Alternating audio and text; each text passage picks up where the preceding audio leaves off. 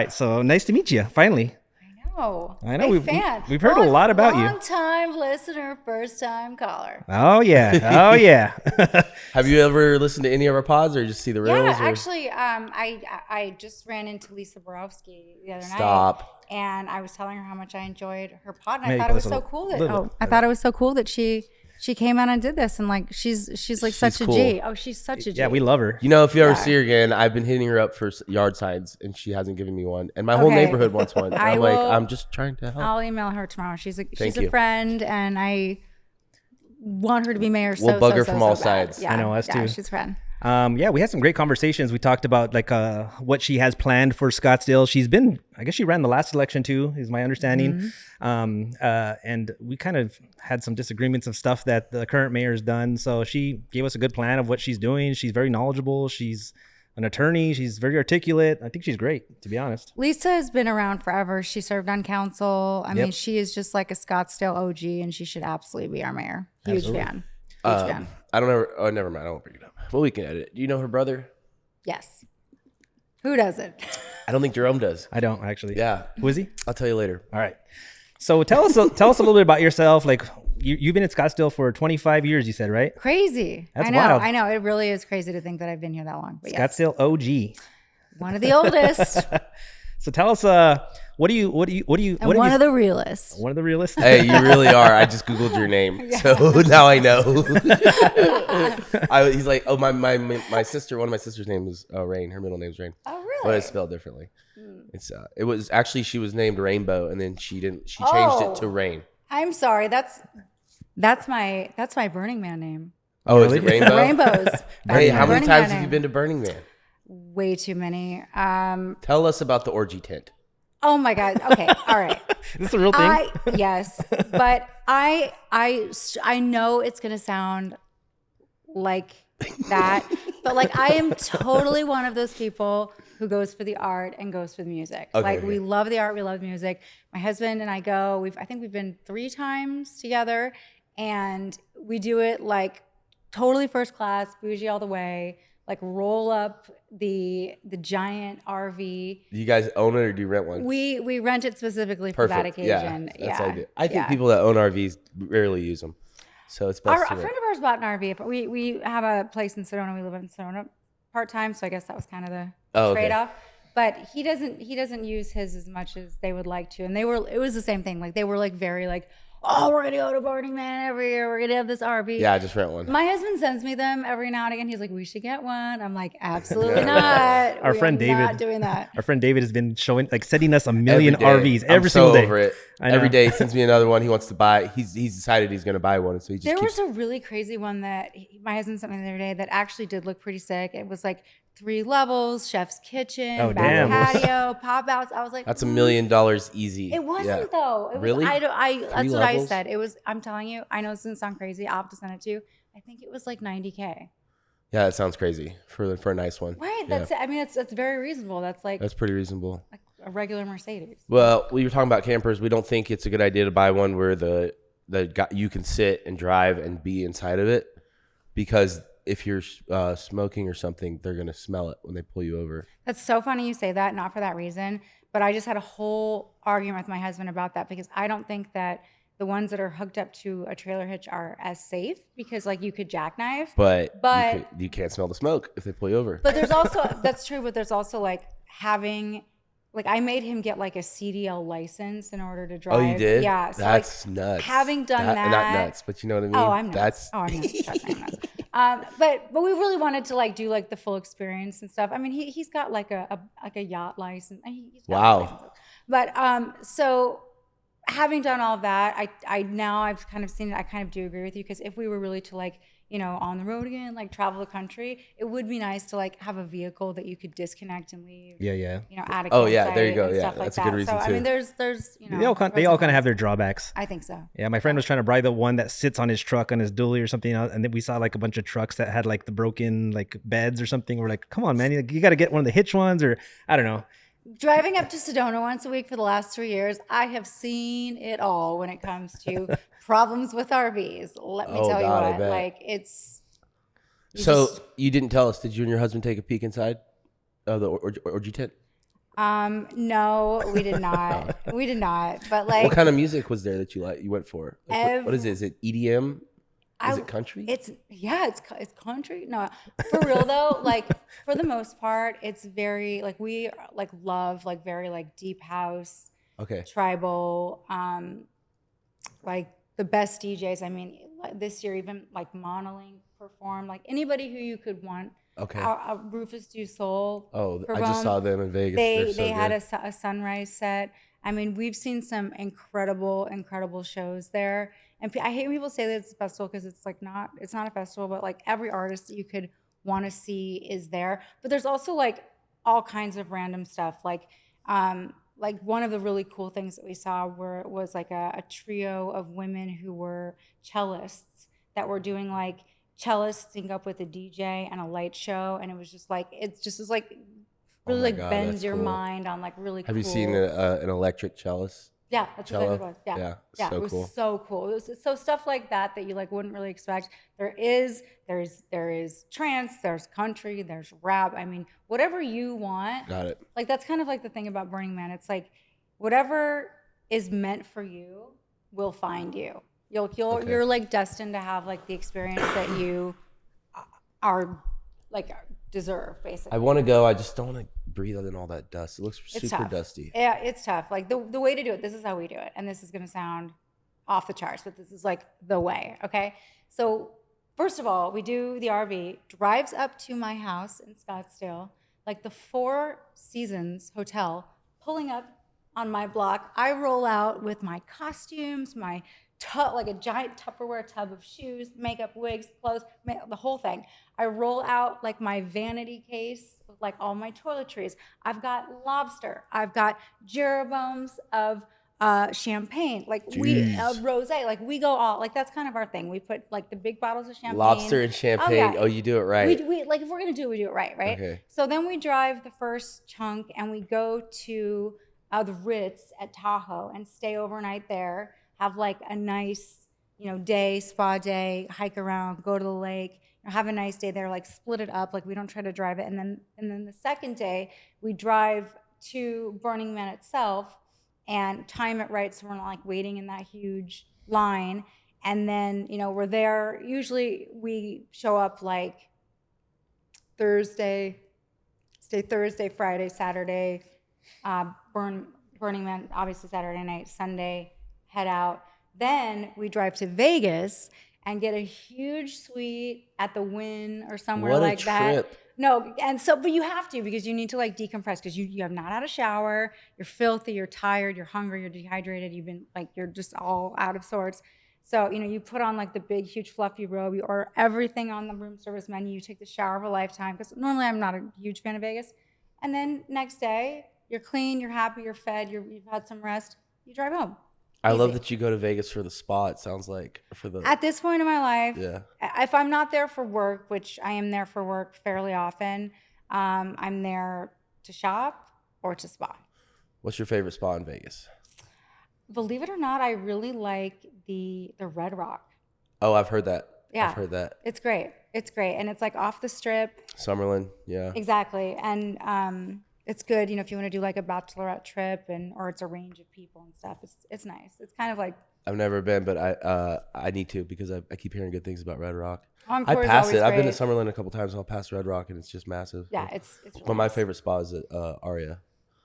I don't know how it is for the females, but for the males, it's pretty great. Actually, I think it might be mixed, but it's nice. I love it. I could spend all day there. I haven't had a bad spa experience in Vegas. I really haven't. Like I had to stay at the Mirage before they closed for a convention not long ago. And I had like a small window of time and I'm like, it's disgusting. I've already shopped. I can't walk anymore, blah, blah, blah. And I was like, let's just try it. Like, how bad could it be? It was great. Nice. It was great. Can't complain. Nice. Yeah, spas are great in Vegas. Do you ever go? Oh yeah, all the time. Every single time I stay. I usually stay at Wynn or Encore, but that's most of the time. But yeah, they have a great one there. But it's expensive, but yeah. Yeah, I feel like it was so funny last time. So my client had like a room, like a huge room block for the convention. It was a real estate convention, and like the public didn't know this yet, but like they were getting ready to close Mirage. So they were like, "Oh, here's your room," and like I go up there and it's like 2 city blocks. Yeah, I'm nice. like, they must really love me. Like, I'm very good at PR, I know. But like, damn, they really like hooked it up. And I'm like, yeah. And then I looked online, I'm like, these are like $300. Really? Nobody wants to stay here. Well, I guess people are always going towards the newer ones, you know, so Yeah. some of those older ones kind of have to make If it was up my for money, it. I'd never stay there. But Yeah, one of my friends, he was staying at the Golden Nugget, and I was like, I've never been to the Okay, Golden Nugget that's- ever, right? So, anyways, I was like, when I was thinking in my I think mind, I it's was like, a these lot of rooms are fun. going to be terrible. I walk in the room, there's like a piano, it's like a three. What? No, the Golden Nugget's a lot of It's fun. 3 bedrooms. You know It had who a- owns it? It's Mastro's.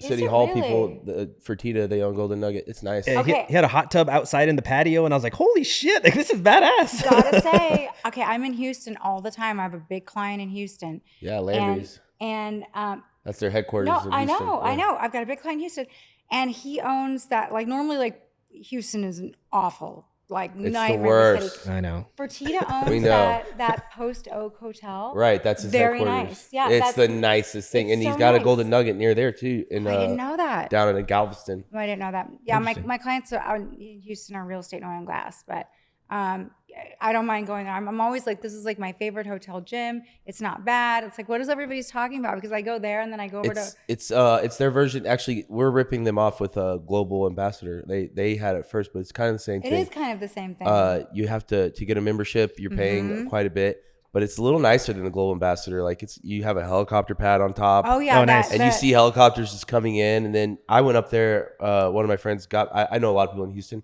So I went up to that bar upstairs and I walked in. Carrie Lake sitting there. There's just Of like all course, these no, people. that's a lot of. It's way more a legit lot than of global. Politicians are down there. Yep, that's kind of like the HQ for like a lot of the Republicans. This guy kind of runs the world, Yeah. Fertitta. Oh, he sure does. And you Yeah. know what?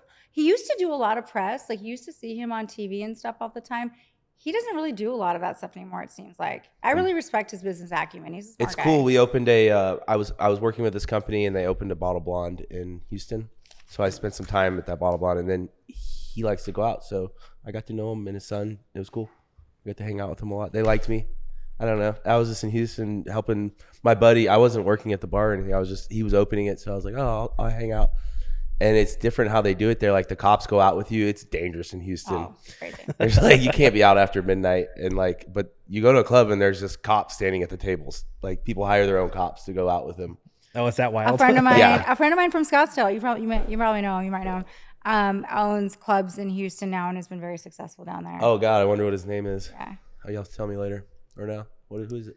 Dan Weirick. I recognize the name. He used to own Jackrabbit Lounge. Oh, okay, that's why I recognize the name. Okay, Yeah. cool. That was a staple. Oh, really? This is okay. So I guess we're getting into the Yeah, yeah. Scottsdale chat now. Now we're talking about Jackrabbit's a good topic. the days when like so funny. Like I like looking like you know the podcasts that like have these girls on that like are talking like the nightlife. So I'm like I don't know none of these people. When I used to go out in Scottsdale, first of all, like. Yeah, Were you wild back then? You know what? Yeah. A little wild? a tiny bit. But I also did all the press for all the clubs. Yeah. And I did the PR for thedirty.com. You would Oh, not know shit. the goddamn thing about me. I had it on lock. So until We should talk about the dirty a little bit too. we should talk about the dirty. We really should. So it's like, well, how is there never a speck of bad press about this person for 20 years until that one little thing happened and then I know. couldn't, Blows up. blows up. What But are you that talking about? Might have been a slightly. Listen, I love a good stunt. I am an old school publicist. I will call the paparazzi on myself if that is going to get my name in the paper. So, oh well, I mean, of course, you guys are talking about. So you're the original going viral. You know, you're good at that. I invented the word going viral. No, for real though. Like, I started my career in lifestyle, entertainment, celebrity fashion PR, and that's exactly what we used to do. I worked in LA, and we'd get Lindsay Lohan, for example, to wear our clients' sweatshirts or jeans. When Nice. it was all my clients were like bedazzled sweatshirts and jeans in like 2006 or whatever. And so we knew we had friends with her, you know, we partied with her, whatever. We knew she was going to be having lunch, you know, at the Ivy or something. And we were like, hey, look, you want the press. we want the press. You're going to be here at this time. You know, we're going to call our friends who are our, you know, photographers. We'll get you in style and lifestyle. That's good stuff. Whatever. So like, or Perez Hilton was would run anything I sent him for years. And actually that was a lot of the basis of, I remember when we, you know. Is he still around? He is, but he's like a weird, you know. He was so hot there in the 2000s, early 2000s. He made a ton of money too. I mean, like he's, you know, I don't know what he's about. He's, you know, been smart financially, but he made a ton. Did you work with him a lot? I worked with him, you know, by way of sending him content of so-and-so's at my club. Actually, that was a lot of the way that we got Scottsdale on the map, you know, back when we had a lot of celebrities coming out here. David Spade, obviously, you know, is from here. And we used to say, oh, he's a jackrabbit, or Lindsay's a jackrabbit, or Paris is a jack. And it was true. They were all here. They would come out here all the time. Celebrities, you know, do I was telling Jerome that we don't have as many celebrities out here as we used to. And in fact, if you look up, we looked up a list of like what celebrities live here. And I was just kind of going through it. I was like, they don't live here anymore. They don't live here anymore. How would you know, though? Like, how would you know? Like, I just kind of know. Well, you would probably know. Yeah. I'm just like on the ground floor, you know. I'm always out and about. I kind of know who lives here. Who's here? Who's not? But I've never met you, which is crazy. Have you ever partied with Mike Tyson? No, but he doesn't live here anymore. But it says he does. I heard he lived here. On Google. You heard he lived here? You're talking to the person who was out with him the night that he got arrested for jumping on that car. Oh, really? I went home. I had nothing to do with that. But then in the morning, like obviously we all saw it on Perez Hilton, TMZ. And it was like, oh shit. Because like, it was not like it is now. Obviously, we're like, you know, we all we're on our iPhones and like there were a million pictures. It was like, we all had to go into our little like Sony cameras. This is making me sound so freaking old. And I swear to God, I am not that old. I'll name drop Mike Tyson. I used to serve steak at the BLT Steakhouse. Do you remember that one? Okay, yes. And I always waited on Muhammad Ali all the time. And he would come in and rock Muhammad Ali. The popover is very good. Yeah. Yorkshire. And Muhammad Ali would come in once a week. And when he would draw, I think Rossi has one now, our buddy. He would just drop coloring. He was gone by then. Yeah. And he would just color on the menu. Oh my gosh. I remember. And leave it for us. I totally remember that because there were times where we would see him out and we knew, you know, like his family and stuff. And of course everybody goes up and it's like, you know, the greatest. He's not, yeah. And you would see, you know, it was. But he was always nice to the end though. He was so super nice. sweet and old man. And his family was very nice. I mean, just, you know, just a gracious, amazing. But amazing how dope family. is that? We had Mike Tyson, we had Muhammad Ali. We were looking at this Donovan list. McNabb, that's another one. You know, it's funny. I wish my husband was here because this man has a memory like a steel trap. Where like I don't remember jack shit. Me like neither. I can come up with like the base level story. If he was sitting here, he'd be like, no, Every this detail. is exactly what happened. Like for I'm telling you, I've been with this guy. We've been married for a little over 13 years. We just celebrated 13-year anniversary. We've been together for almost 22 years. The man has every story on lock. I don't know. I mean, it's impressive. Some people are just like that. I know. That is impressive. He must not smoke weed. No, he doesn't smoke weed. Okay. No. There It's it a is. blessing and a curse though, because like there's been many times where I'm like, oh, you know, telling this story. He's like, no, that is not what happened. This is what happened. And it's like, and he's like, and you did this. I'm like, fuck. Oh, I like him. He gets it right. Yeah, I have some buddies that tell stories and add details, and I'm like, no, that's not how it went down. Does he drink? No, not anymore. That's why. No, he is like, and we got married in Napa, so I'm not like he's like, but everybody is like that way now. It's like, you know, I don't drink. I'm like superhuman guy. So yeah, he's arrived at that destination. Yeah. How did you get into PR? What would you go to college for if you wanted to be good in PR? First of all, when I was in elementary school, you know, I was the kid that the teacher was like, pay attention, stop talking, you know, and my group of friends, and as I went to high school and stuff, constantly getting in trouble, you know, just doing whatever we want, just wreaking havoc at Cherry Creek High School. And I would always be, you know, I always had good grades. I was on top of my stuff. I was always the one that it was like, I could cover for everyone. So when they were all getting in trouble, it was like, no, I'm the spokesperson. I will speak to the parents. I will speak to the teachers. Was it bullshit or was it just? That's funny. So you just were always. I was always that person. So, but I have a degree in broadcast journalism. Okay, so do you recommend that, or do you recommend being a lawyer first? Well, some of the best PR no, people. That's funny you say that. That's funny you say that. I wanted to go to law school, but I realized like how much paperwork and how boring it was. Yeah. And at the same time, like Sex and the City was popular, and I was like, oh, I want to do that. I want to do Samantha Jones. Was she broadcast journalism? She was Carrie? a publicist. She was a publicist. Okay. Samantha was the publicist. Carrie was the writer. Okay. But I've worked a number of different jobs in the newsroom, including I was a TV anchor. That's actually what I went to school for, and that was my first real job out of college. And how I got that job just like set into motion of like right place, right time type of thing my whole life. So like I'm very much like a believer in like fate and opportunity and like say yes to things. And but I realized really quickly. So what I wanted to do when I went to school was, at the time, like E! News was a thing, and like Juliana Rancic was like the fashion reporter. It was like, what are you wearing? And like, can you imagine anybody like watching something like that now? Like that was one job for one person, and that job no longer exists. I actually do think there is still some show on E! That's like, and that was the only reason we watched that channel. Yeah, because I can't think of anything else on that channel. No, there was. Well, now it's like Bravo. Or no, it's not even. That's it's not called E! anymore. No, it is. I think it. To be honest, I have not watched. I don't watch television. I've not watched a TV show. I don't either. In years. But that being said, I got this job working in TV and ended up having to go into news because there was one job for Juliana Rancic, and then that job was like never a job ever again. Yeah. Got it. Do you feel like PR has kind of, with this whole like social media thing going on right now, has it changed for the better, for the good, in terms of like, is it easier to like do PR? Is it harder? Is it like changed for you? Or I mean, the industry has changed 100%, 5 times over the last 20 years. Have you felt it's been easy to adapt?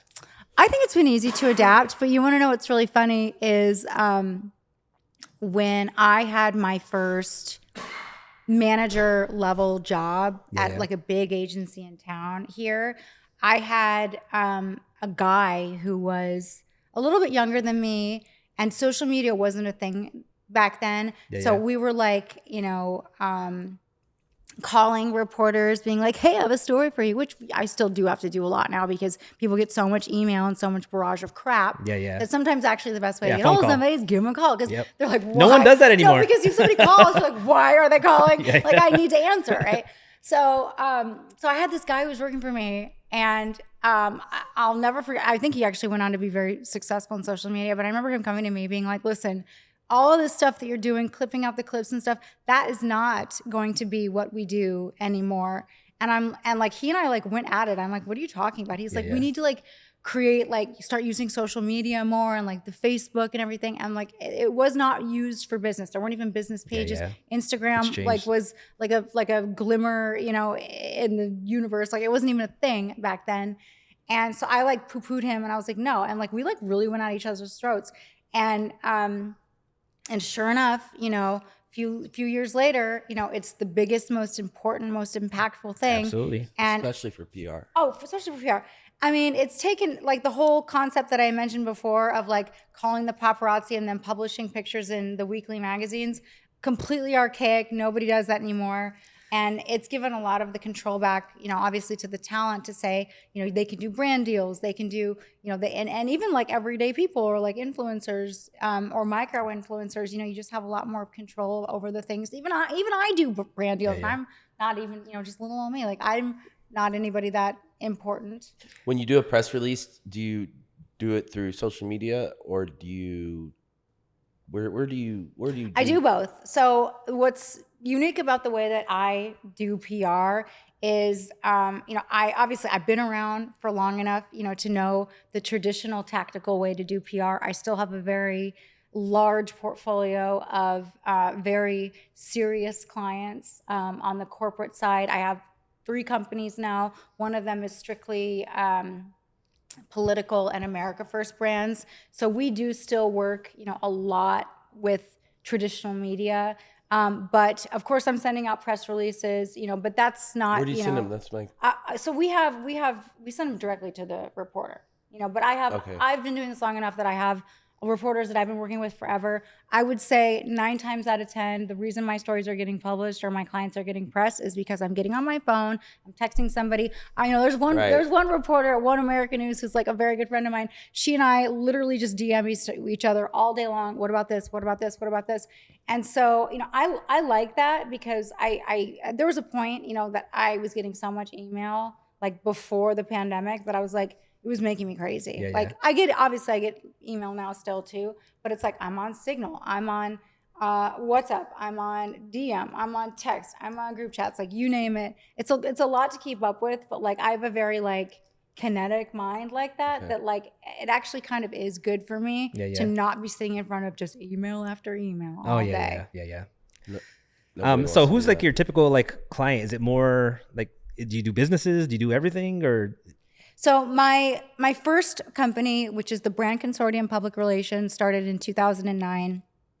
That is a strictly lifestyle firm. So that company was founded to represent hospitality, so hotel, restaurant, nightlife, shopping centers. We do a ton of real estate as far as development, commercial and residential, multifamily, master plan community, you name it. That was a primarily Arizona company.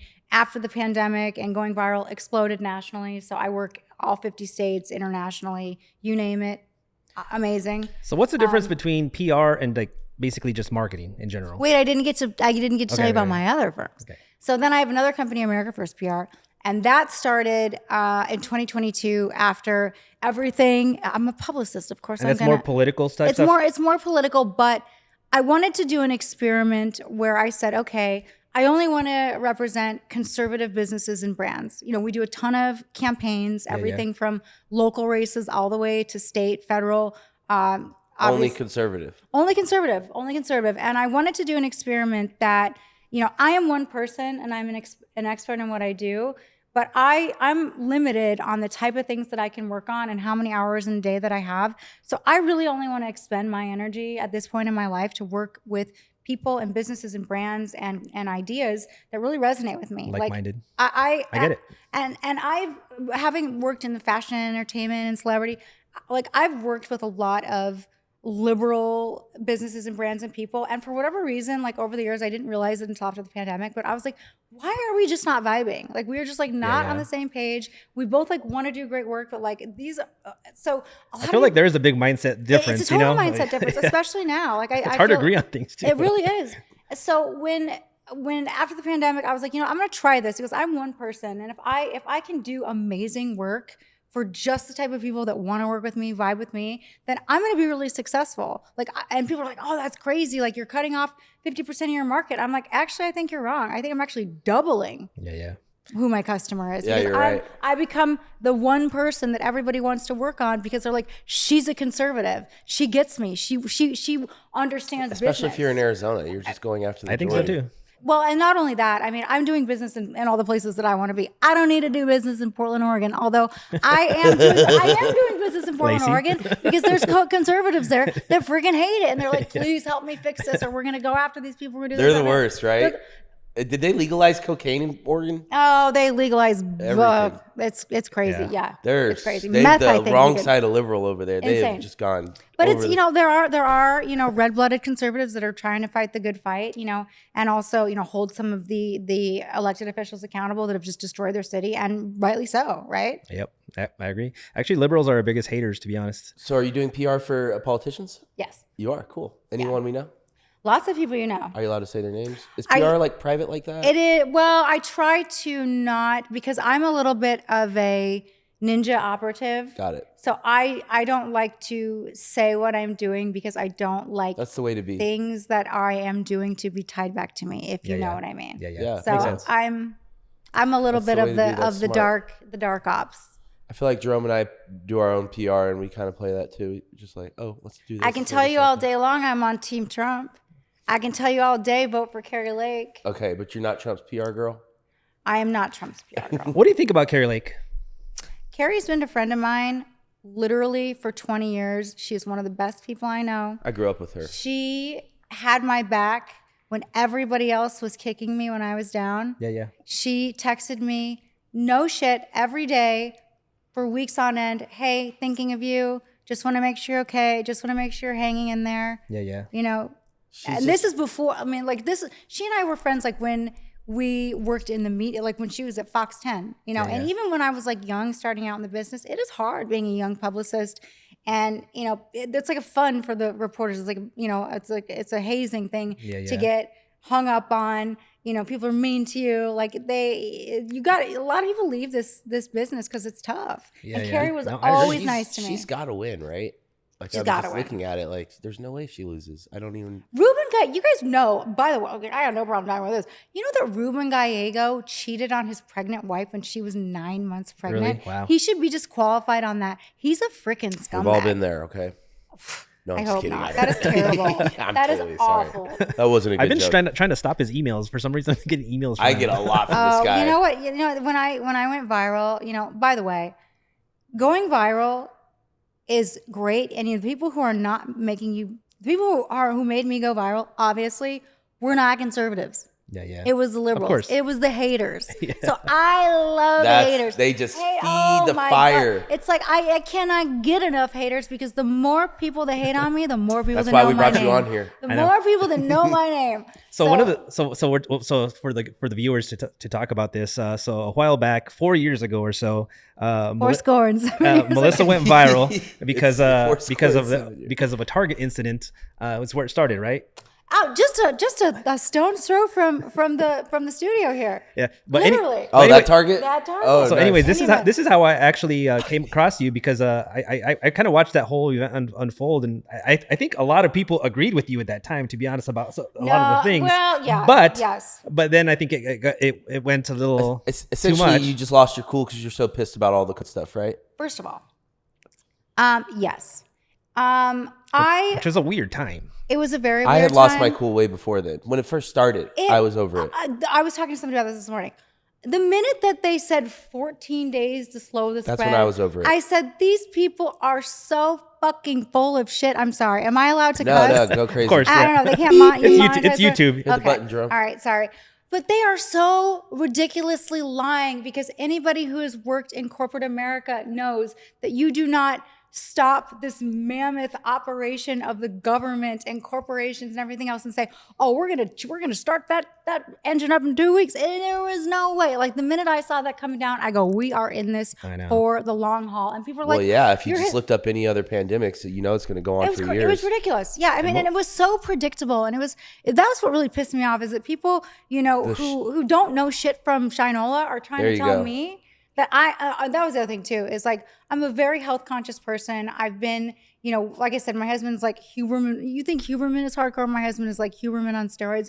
We've been like this for a long time. Yeah. So this whole idea of cover your mouth and nose with a filthy thing that you're touching 1,000 times a day. I was like, do not insult my intelligence. And as a doctor, like they were even censoring the stuff that I would say at that time because I was, you know, saying things on Instagram, etc. They would literally cut stuff off, and I was like, "Are you freaking kidding me?" And then I don't know. I was so frustrated during that time because I actually treated a lot of those people. I worked in Georgia, I worked in Indianapolis, I worked here, treating COVID patients, and I saw the people that were coming in and everything.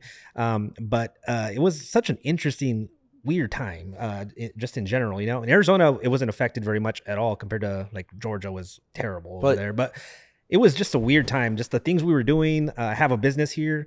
Like my business completely like died during that time in terms of volume. Agreed. But not only my business, everyone's business. But it was just a wild time. It's crazy that some people just didn't see through it right away. Like some people saw it right away. It's like, this is I had a roommate at the time when it first started, the first 2 weeks. And he was like, you got to wipe your feet off before you come in the house. All this weird stuff. I was like, I would walk up to the button where you push to go across the street, and I would just lick it in front of him just to get. That's a little gross. Oh my God. Yeah. But I wanted him to know this is ridiculous what they're doing. Remember the washing of the groceries? Yes, I had to do that. This is the area where you unzip the plastic and you wipe everything down. And I was like, I still see people with masks and gloves on. Like I said, we have a place up in Sedona, so we're up there. It's not that crazy up there, but like I think it's actually people are very, you know, like real, very health conscious. Like there was no bullshit. It was actually a very nice respite of a lot of the chaos because we moved up or bought a place up there in 2021. So we spent a lot of the pandemic up there. what I think I see up there a lot, and I notice this when I'm traveling for work, it's more people who are from liberal cities that are traveling here on vacation. It is not people who, for the most part, live here. But I do think now, like I'm convinced that the mask, they know it's bullshit, but they just wear it as like, it's like their MAGA hat. Oh, they wear it to hide their ugly face. Well, that okay, all right. That's why people were wearing it. Now we're getting to the meat on the bones.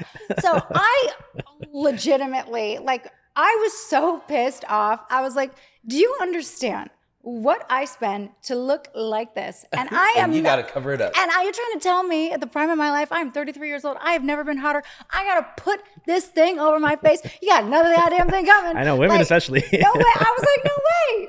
Yeah. No way. Ugly bitches only. Absolutely not. Sorry. I had this guy working. And you got in trouble for this. Oh, well, that's what I thought. I thought I was gonna have this whole chorus of like hot chicks behind me being like, "Yeah, we're not wearing a mask," and like instead people were like, "Oh, she's fucking crazy." I was like, you know what? Listen, if there's anybody who knows how to deal with a viral incident, it's me. I've been doing this my whole career. I'm gonna ride this wave to the top, baby. So I didn't. You care. did. And it was look, it was a god awful nightmare for a period of time because it did get a little bit out of control. But only because I am very.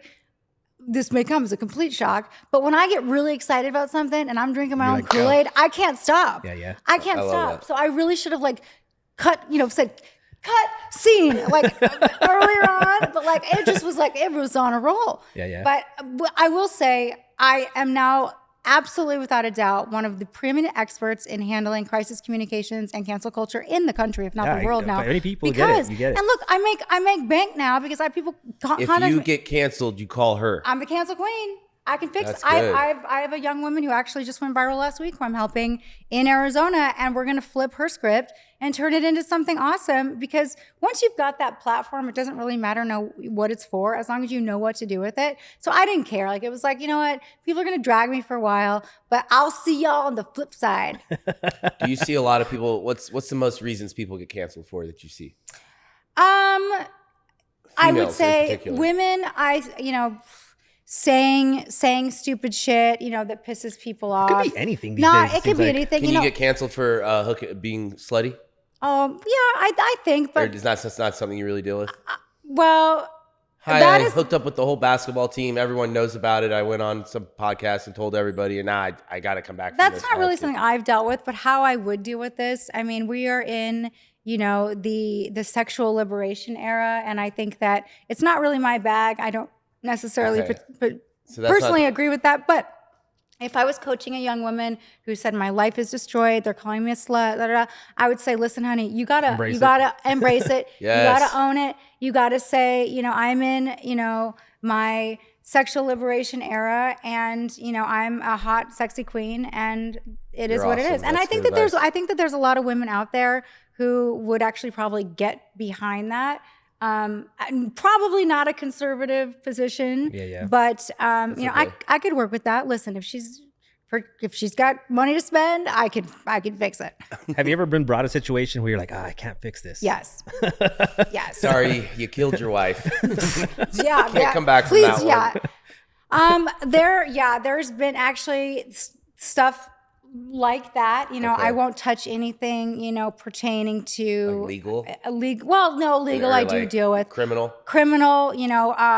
A long time ago. Oh man, that's a good one. What was it? Pedophiles. I was just gonna say those guys get canceled all the time. A long time ago, I had a guy who was a very wealthy evangelical church leader who knew he was being investigated. Actually, the investigation was started back when they used to do journalism over there, was started by the Arizona Republic, and he knew that it was going to get turned over to the authorities, and he was like, I need to try to protect my assets and clear my name. I didn't do it, and it was like, you know what, this is just like not something I would ever touch with a 4,000-foot pole. Wish you the best of luck. Goodbye. And I feel like you don't want to get any of that on you. No, I don't. And also, like, I don't know, just vibes were off. He's just didn't. Clubs get canceled. I used to work in the club industry. They get canceled for racism a lot. Do you help clubs out with that? Yep. And I mean, it unfortunately, like, it's what really is kind of upsetting about that whole thing is that there are, certainly cases where people are mistreated, and that's not right. That's not cool. But the problem is that now anybody who feels slighted, gets out their phone Goes to TikTok or and something. does a TikTok, and like that really takes away from the real instances, that people should be aware of and should be held accountable for. So if everybody is racist, then nobody's racist. Yeah, and it gets so petty. It does get so petty, and I really do. But like when BLM and stuff started, I was behind it 100,000,000%. I got, with somebody who I had a really close relationship with here, a client in town that was in real estate, was a black woman. I was like, what can I do? Let me help you put on a business forum. And I had people coming after me saying, she's just trying to use black people to get her name out. It was like, honey, my name been out. Like my name has been out. It was out before this. I don't need to do that. I just wanted to use what influences and resources I had to help them. And at that point, when people started saying that about me, when I was like, why would I put myself out there on the line if that's how I'm going to be treated and disrespected? Like, I don't need to go out of my way to do anything for people. Yeah. And it wasn't the client. It was other people who were like, look at this white bitch trying to do X, Y, and Z. It was like, I don't need to do this. Like I'm good. I feel like you're good at calling out bullshit. I can smell. You're like, it hey, smell it right away. From a mile away. And You've seen a lot of cons. It sounds like living in Scottsdale. Shit, yeah. No, I see some shit. Yeah, for real. I've seen some shit and I've Tell caused us some about shit. the Dirty. Oh yeah. All right, so the Dirty is this website. If most of our viewers don't What know, was? it's not It's around gone. anymore, It's gone right? now. Yeah, it's gone. But you could go on there and anonymously write something, post some pictures about anyone in town, and something dirty about them, and whether it's true or not. They allowed everyone to do it, right? Did you ever? I don't think I've ever been on there. But I mean, I've worked in these clubs for a while, so you would think maybe I ended up on there. Oh yeah, I've had a lot of friends. End up I on there. should have been on the Dirty every single weekend, but I was smart enough when the Dirty started to say, "Hey, you and me are going to work together," because I didn't need any of that. I didn't need any of that, and we also, I mean, obviously, like. He has become literally one of my best friends. His wife was in my wedding, or his ex-wife was in my wedding. Who's that? Shane Lamas. Oh, and is that who started? No, his name is Nick Ritchie, which is a name yeah. I came up with at my kitchen table. You gave him Nick Ritchie? I gave him Nick Ritchie. Wow. Okay, Scottsdale. He will attest to that. Oh, that is how. I didn't know that was I am. his real name. So the way that we came up with Nick Ritchie was because Perez Hilton was so popular at the time. And we're like, well, we need a pseudonym for you. And because he wanted to be anonymous. I mean, I could tell you a million stories about the Dirty Days, but so I was like, okay, well, Perez Hilton, who's Perez Hilton's best friend sidekick? Nicole Ritchie. Let's call you Nick Ritchie. His name, he literally legally changed his name to Nick Ritchie. His name is Nick Ritchie now. Yeah. Interesting. Yeah. People got so scared of that, of the Dirty. It became a thing where you didn't want to have your name attached to it. Obviously, it's an anonymous thing. And then people would hit up Nick Ritchie and be like, hey, can you take this down?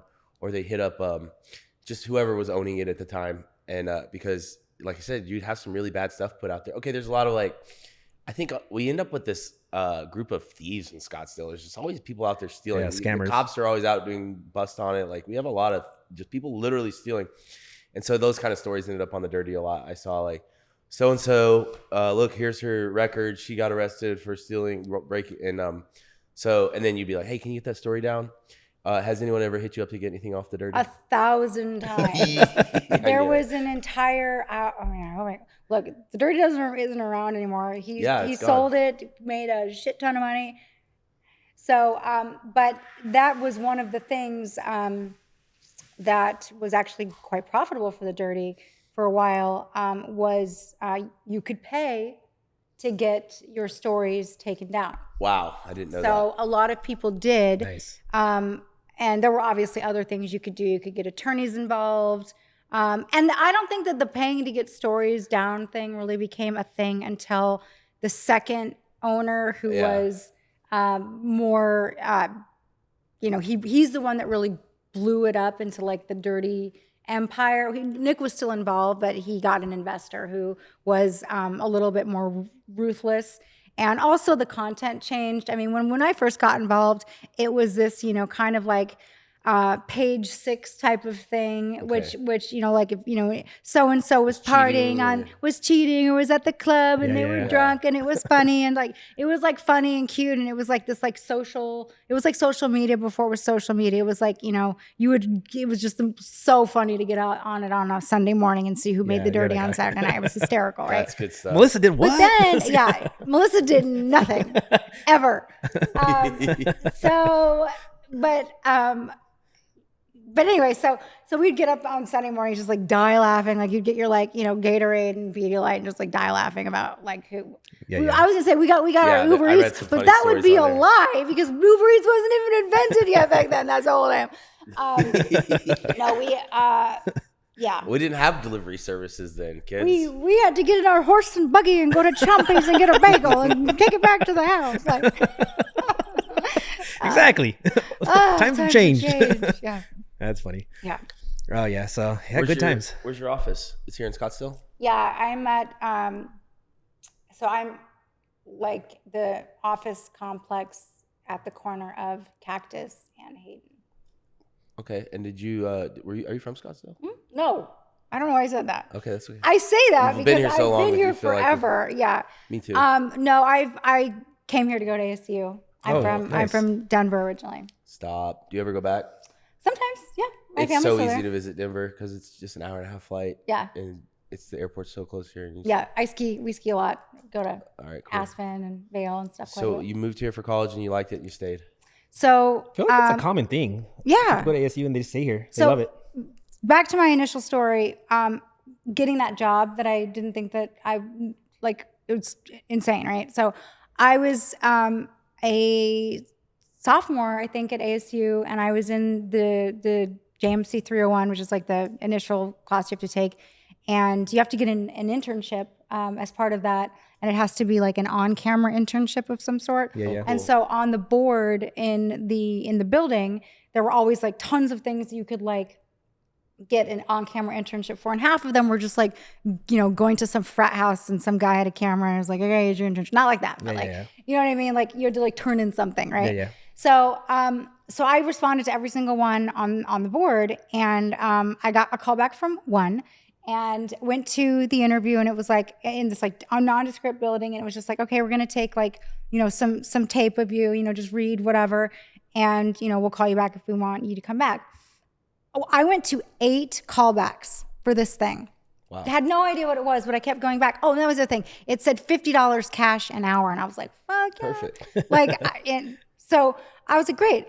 Paid internship, whatever. My dad was thrilled. So I went to 8 interviews for this thing, and then the last one, I walk in and I see a popular anchor that I recognized from TV sitting there, and I'm like, what is this? Yeah. And so they're like, you're going to read with him today.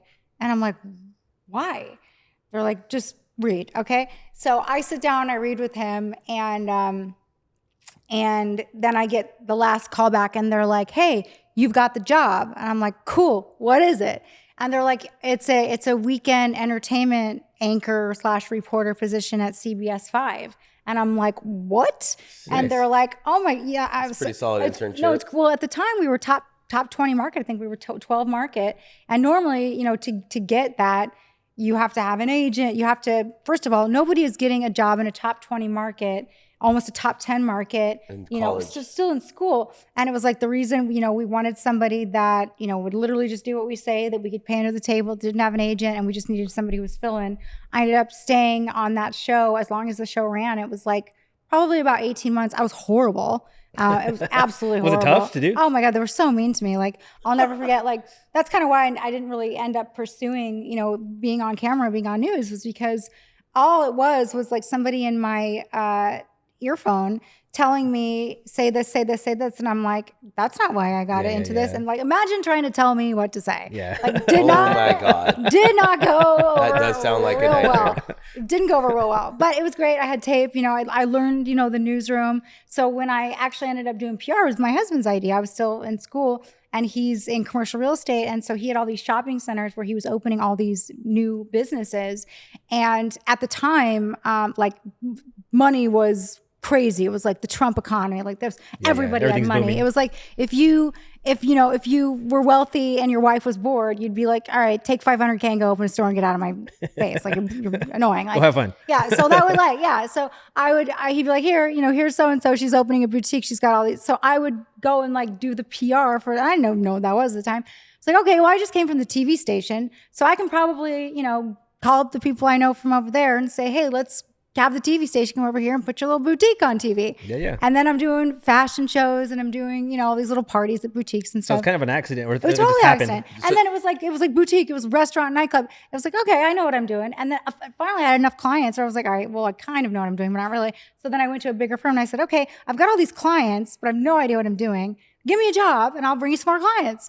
And so, few companies in town said, you're 12 years old, get out of here, shut the door in my face. And then finally somebody took a gamble, gave me a job, and rest is history. I feel like it's all networking is really what it comes down to. That really is what PR is. You got to be really resourceful, right? That Extremely. Sounds like the main tool in your box. And that's my big frustration with young people now and people who like get into PR because they see Sex and the City or Emily in Paris and they think that it's parties and socializing, this, that, and the other. It's like, no, I am in my Lululemon with my hair in a bun, writing press releases and like slaving over contracts and like talking people off a ledge and like begging reporters to do stuff for me. Like that is like the glamorous, not the glamorous side of PR. The glamorous side of PR, people negotiations. Yeah, it's like it is the hustle and the grit and like people screaming at me and like hanging up on me. Like I still go through that. I've been at this forever. Yeah. I can imagine. So you probably over this time you've probably gotten to know everybody here in town there in Scottsdale. It seems like. Well, I can assure you, everybody knows me. I feel like you're either real estate or PR. No, it's true. I know everybody in town. It's funny. I went to a dinner last night with a new neighbor of mine, and she's like, "Yeah, just have like a little girls' dinner," and she's like puts me on the group chat with the girls. And I'm like, one of the girls, I'm like, oh, is that so-and-so? And I'm like, oh yeah, I know her. And then, she sits down. It's like a reunion. I haven't seen her in years. But like, of course, I've known her for like 20 years. Very small world. It's a small town. I do think that like, there's like a lot of like, transient people, move here, they leave, they come back, but I do think that there's like a lot of like OGs that have definitely like been around for a long time. Yeah. Yeah. And once you have it, the town just gets smaller and smaller. And people will say to me like, why, oh, hey, we know the same person. I'm like, oh, you think? I always get annoyed when someone says that to me. Like, yeah, it's so true. I want to talk about Sedona a little more. What kind of people are in Sedona? What kind of people are in Sedona? Well, has California touched it too much yet? Some. It's not too bad. Where we live. So that's one of the interesting things about Sedona is because it kind of took. So we during the pandemic, we were spending like a lot of time up there. We're basically paying these people's mortgage because we were spending so much time renting their Airbnb because we wanted to go hiking and we wanted to like go out of town and you couldn't travel anywhere and stuff. So we're like, let's just get a place up there. So learning Sedona, it's like anywhere else where there's different parts and some make more sense. It's different people's some make more sense than others.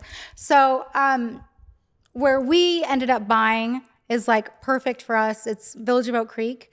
And it's like when you go up there, it's like the first community when you get to Sedona. So it made sense because like door to door, it's like 70 minutes driving. And with traffic and stuff sometimes. Easy. If you live in Uptown, which is beautiful, or West Sedona, it can be 2 hours, and that just didn't make sense for us to go every weekend because we want to take our dogs and they get antsy in the car and stuff, and it's just it's not worth it, right? And also we learned that the majority of like the Airbnbs and like Airbnbs are a huge problem in Sedona now are in West Sedona and Uptown. And it's just filled with tourists, and it's just a real problem. Like if you intend to like live there as even a part-time resident, certainly for a full-time resident, partying, trash, noise. Like really? I was shocked. Yeah, I was shocked. I guess it's really, really bad. But you can't do that where we are because we're in an HOA protected community. So a lot of our neighbors are conservative. We've got Trump signs on our street in Sedona. So we're like, we came to the right place. Obviously, ton of weirdos. A lot of them are like Trustafarian weirdos. Like I met this chick a couple weeks ago who, went through the whole rigmarole of like all of these like adventures and like, she's like doing, I don't know if you guys know what Cambo is. I've heard of it. It's this like kind of like ayahuasca, but it's where like a frog bites you and like gives you poison and stuff. Oh, yeah, yeah. And she's like the local frog shaman. But then like in a roundabout way, I'm talking to her for like 35 minutes. See that out there. And then at the end, she's like, yeah, my family lives in Newport Beach on Newport Coast. And I'm like, I got it. Yeah. I get it. There it is. There it is. Yeah. So that I think there's a lot of there's a lot of like very wealthy people up there. A lot of second, third, fourth homes, but also like a lot of people who just kind of wanted like a more chill lifestyle, and a lot of you see a lot of that kind of like super duper way out there, wild and crazy hippie, like more in West Sedona.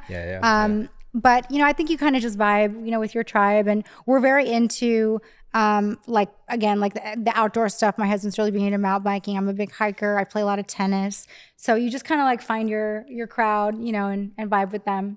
I can't wait. I'm going to spend a lot of time up there this next year. It's awesome. It's awesome. It's so beautiful. Yeah, this guy's family lives in Prescott. Oh, really? Yeah, not too far from Sedona. But I guess you said it's only 70 minutes from here? No, it's only 70 minutes from here. Well, the way I drive. But yeah, but Prescott has some really, really cool stuff. Actually, I'm getting ready to go up. A really good friend of mine, James Beard nominated chef, James Porter, has this insane culinary resort, like super luxury, been featured like Condé Nast. And I'm getting ready to go spend a weekend up there. You would like it since you're like into food. Yeah. That's pretty cool. And like all the best wine food. He'll like roast. Is it a new resort? Nice. He opened, I think it probably opened it like 3 or 4 years ago. Totally like-minded. Like all he wants to do is like drink good wine and chill and cook. Is it like private events type thing? He does private events, but it's like a resort venue. Resort. But I think it's like 8 to 10 people, so it's like a couple $1,000s a person for the weekend. Okay. All the food you can drink, Nice. and he That's brings good. in these like super like famous chefs from around the world to cook for the weekend. So you get like I like that. he's doing like mushroom foraging. It's a working farm. He's raising his own mushrooms. Wagyu beef and stuff like that. It's crazy. That's cool. It's crazy. I like stuff like that, Yeah. to be honest. It's interesting. We actually just talked to a cannabis chef just recently. Who? What's his name? I can't remember. Travis. Yeah, Travis. Trav. Oh, he's known. Yeah, he's known as a from nomad Canada. cook. He's but- newer here. Okay.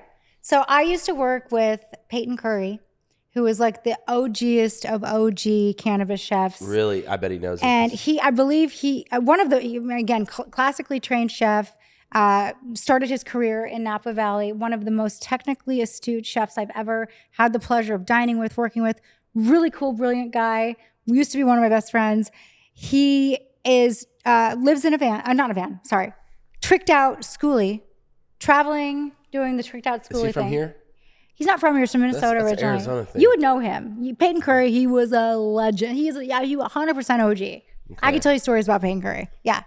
Amazing chef. So talented. I kind of like people like that, just kind of taking like different little, like, I don't know, just doing little ventures like that. It's kind of interesting. Okay, Cool. his wife is like basically like an interior designer. I'm telling you, when you get into this school bus that they tricked out, looks like a $700,000 condo. It's insane. Damn. It's crazy. Would you say?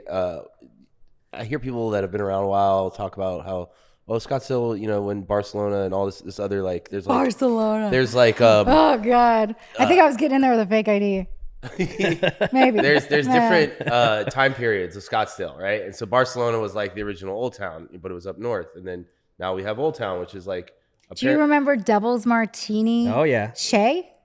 The Shea one. I don't think I remember the Shea one. It's a McDonald's now. It's the most soulless, disgusting McDonald's, and I cried when they said they were going to How build nuts it. is it? It just flipped from north to south, like as far as the partying is. But my question was, okay, so yeah, we get it. Maybe the clubs are cooler then. We had more celebrities then. But for food and stuff, don't you think Scottsdale is just getting better and better?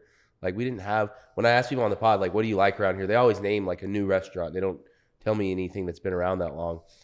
Every year, like even right now, we have like 4 different, like Catch, Elephant, all these different restaurants. Yeah, and well. that's exciting because like it really seems like, as somebody who literally for a huge part of my career the vision was put Scottsdale on the map, make it as glitzy and fabulous and dynamic And you've done it. as as like a Miami or an LA. Like we wanted Scottsdale to be a thing. And like finally, I think we've made it. And the only reason why it didn't happen before was the last economic collapse. Like that's like really what broke my heart personally, because we were right there on so many things. Like I can't tell you how many, like at the time, they're probably not as, they're not the Catches of the world now, because Catch is relatively new, but they were like the hot, trendy restaurant, like the Taos of the world. Yeah. We're all coming to Scottsdale all the time. And it was like, I just saw hotel deals fall apart, restaurant deals fall apart because, the economy went to shit. So God willing, that will not happen again, because everything is happening again. It's like there is so much going on right now. It's exciting. I'm a little reluctant to see that it all works out. I'm curious how it's gonna unfold.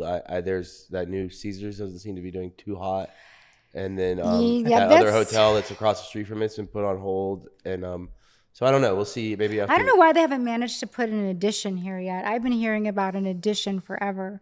Addition, is that Marriott? That's a hotel? Owns it? Yeah, the Addition. I forget who. Oh, I know Marriott owns everything. Marriott does own everything. Yeah, the Caesars was a big disappointment, but I knew, when I saw the plans for it. Okay. The way that it was designed and stuff, and then they put Giada in there. I was just like, this is. I feel so bad for her because it just is not working out. Yeah, the food's not good. I don't know one person that's been there. Well, I feel like you walk in, you're not like.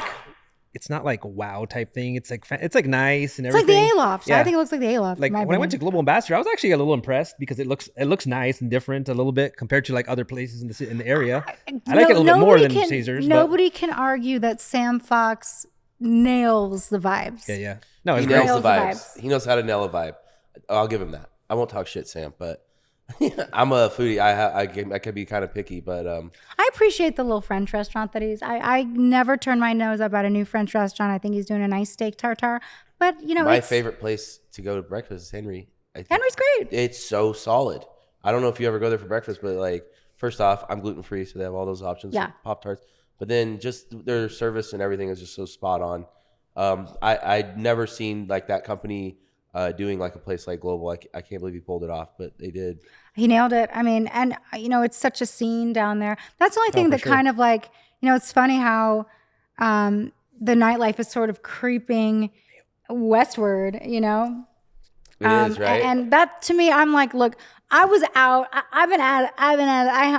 hung up my nightlife jersey on the rafters a while ago, but to get into an Uber and go down to Camelback and 44th Street, I'm like, I'm out. Someone called me. This guy called me 5 years ago. And he's like, hey, I need your help. We're opening this spot over where the Global is. That's what he's talking about when they started planning it. And he's like, we need to find some managers. And he's like, a lot of people call me for like when they're looking for managers, see who's available. And I was like, that's not going to do good. What are you talking about? That corner? What? It started off really well, but it's kind of slowly. No, it's crushing. It's doing great. Is it? Yeah, I haven't been there in a while. They keep on getting. He's doing good with the accolades they keep getting. They keep these labels he's giving. I guess they got a great PR because now they're saying they use words like we're a James Beard hotel, not a. Yeah, that was smart. Yeah, I think it's a Michelin. I think they got Michelin hotel, which is smart. I mean, that's everybody knows what Michelin is. Yeah, they're killing it. But I think Sam Fox is just one of those rare people that like everything he touches turns to gold. Like I just wish he would not have sold True Food because I wish he wouldn't have sold sauce. Agreed. He ruined sauce when he sold it. It's not as good when he had it. It's just I don't know. I don't like it. It's different. They changed the recipe. They literally changed the recipe of everything. Yeah. But he sold everything, didn't he? Oh yeah. Okay. Yeah, he sold for like $390 million. What happened to True Food? He sold, and then they sold to Cheesecake Factory. And you don't like it now? No. Do you remember the original menu that was it was like the Andrew Weil? I was all grass, but I loved it. See, that's how I like to eat. You walked in and it was like, here's a leaf. No, it was, but it was like it was really amazing. But the quality of the ingredients, like I thought was a lot better. Even I thought it almost feels like an Applebee's now when I go in there. It does. Yeah, they're like I saw like fried chicken tenders on the menu the other day. I was like, I'm not eating there. Like, what do we like? And I have a lot of friends who are gluten free too, so like it is one of the places that they want to eat, but it's like I'm not real sure. Like people who are very serious gluten, like they have to be safe. And it's like I'm not convinced that they're like not real cognizant of like cross contamination and stuff. They're not. No, I don't go. So you can't. What are some of your favorite places to eat over here? Over here, give us a jewel. A jewel. Have you been to the Mick? Nope. No, where's that? Oh my God. Are you serious? I've It heard is- of We got to know. That's why we It ask is people. right here. It's Gold Dust and Hayden. Okay. It's a little French bistro. It is absolutely, without a doubt, one of my favorite restaurants. I go there all the time. They have the most exceptional wine list. The service is amazing. It's like, it is like if a legitimate like French brasserie had like a Cheers, like you can just go in there. It's like, it's so fun. It's like always like the same people. They do amazing escargot. They do foie gras. They do steak tartare. They do all the things that I like to eat. Like that is That a might be where we perfect have to meal go for for me. dinner, Miho. Yeah. Yeah. That sounds pretty good. Oh, it's amazing. I like places like that. Just that Cheers vibe, or just like. You'll love this we talk place. about Alamora all the time. Yeah, It's right a little there. Italian place. It's over there on like 32nd and Lincoln, but Oh yeah, It's they been do a there a great. long No, time. they do a great ossobuco. yeah, Yep. great. I love that place. But they always have something good, something special on And the it's the menu. same thing, like kind of a Cheers vibe. Yeah, So yeah. I like that. Yeah. Where else do I like to go? I mean, again, like I love French food, so you can't go wrong. Like I like Zinc Bistro. I like the Americano is pretty good. Man, Zinc is so good. I haven't been there for a while. I actually. like Uchi. Yeah, Uchi's great. What's that place called? The Ends. We had a nice dinner there recently. See, we have an Uchi, which is nuts. Yeah. Because I've been eating Uchi forever in other cities that are Houston. relevant. Yeah. Houston. Houston has a great They have Uchi. two Yeah. Uchis Yeah. in Houston, and then here we finally get an Uchi. So I'm like, man, Scottsdale is showing up. I know. Like, it is I crazy. was really impressed with that too. I was really People impressed don't with it. realize that's a big one for us. I was Yeah. like, that's pretty big, you guys. Like Uchi's no joke. And of course, Jerome knows. He loves going there because it's like $1,000 a person. Yeah. I spent $1,200 my first time going there.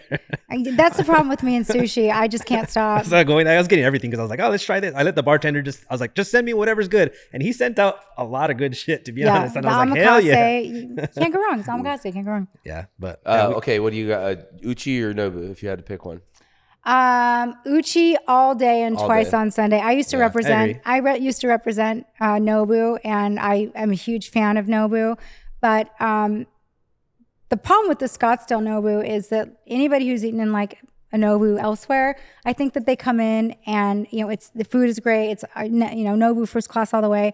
But the expectation when you're used to like dining at like a Nobu Malibu, and then you're like on the end of the mall. You're Yeah, like, that's the thing about Nobu is they don't always hit. Like you actually know which ones aren't that great. Yeah. Like you're saying, like Malibu Nobu is it's just such an experience. Houston Nobu is disgusting. No offense, Houston. And then Scottsdale's okay. Like it's great, but it is different in every city for It is Nobu. totally. And whereas it's a little bit inconsistent. I feel like they used to be. Maybe that happens when places just get big; they get watered down. But yeah. yeah, if I had to pick, I would go Uchi all day. Yeah, agreed. Sorry, Stephanie and Nobu. Yep. I love Stephanie. What do you do for fun around here? For fun around here, well, like I said, I play tennis. So I try to play, a few days a week. I work out like religiously every day. I'm like one of those weird people that has to do 10,000 steps a day. Currently, I'm on 15,000 steps a day. Let's see where I'm at. And I'm, I just love walking. Like it clears my head. I can listen to podcasts. I can talk on the phone. You get up early?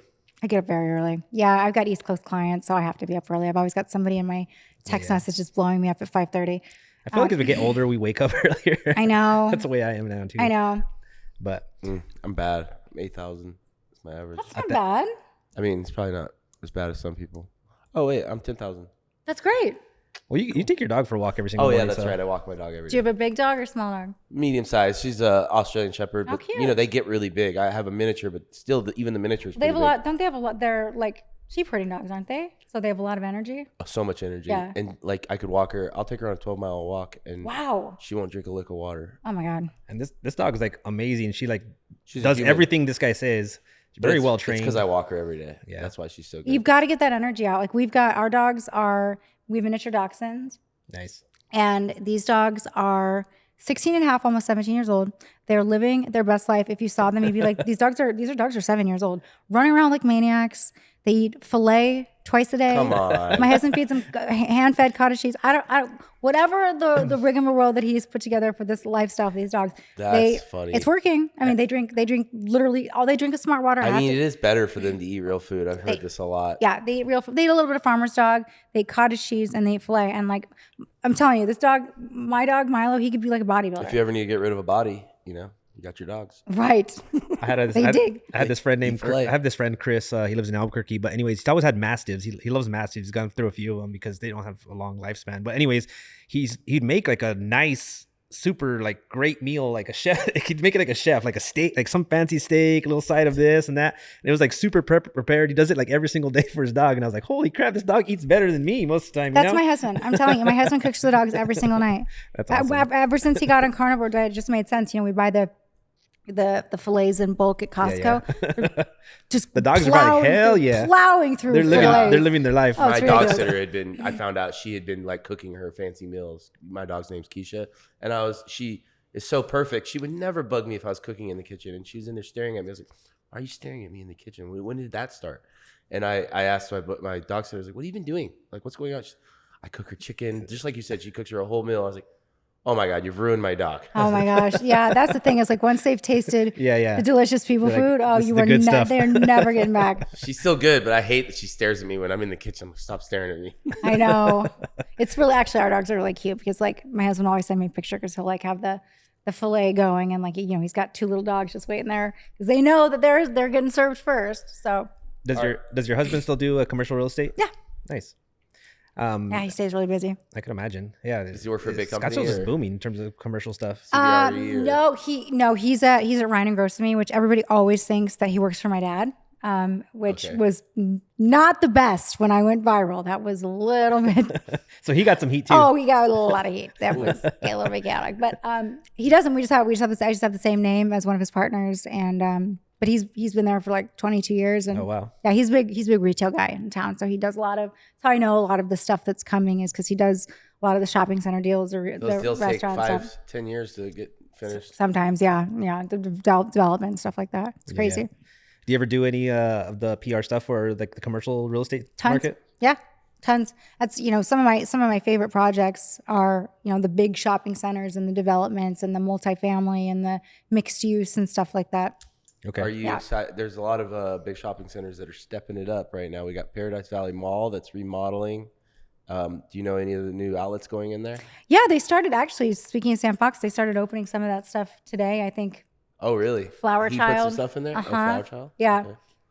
No, that was a long time coming. I thought Paradise Valley Mall was joke of a mall. Such an eyesore, and just obviously being like right next to the highest income, highest property value segment in the state. Why do we have like the shittiest mall imaginable? Wasn't there like a Kmart connected to it at some point? Yeah, it's crazy. Like no, I don't know if it was a Dillard's or I was something. trying to think of another restaurant that was connected to it. It was like if I think of it, I'll tell you. What's going on with Mesa's Mall? Oh, good question. Okay, yeah, okay, nothing. I don't think so. I got Mesa. I've been hearing things. Mesa's a little bit out of my purview. Well, I've been hearing things. That's why I was wondering if you heard. I would love to see. I keep hearing it come up in conversation. I would love to see Mesa get redeveloped. It's a big empty mall. It's just empty. It's a ghost town. It's time. I think it closed a while ago. It's been closed forever. But we have so many people that are moving here, and like the spread of. Like back out to Gilbert, Chandler, Mesa. I hear about people moving to Surprise and Queen Creek, all that. It's happening. It's growing for sure. It's gone a lot. Scottsdale's grown a lot. Basically, I've only been here since 2016 or so, and it from what I've seen, it's continuously to grow. Every now and then I'll run into somebody who'll be like, oh, where do you live? And I'll be like, oh, I live north of Cactus, and very rarely they'll be like, oh, I remember when I was growing up, there was just horse property that the street didn't even go past there. Yeah.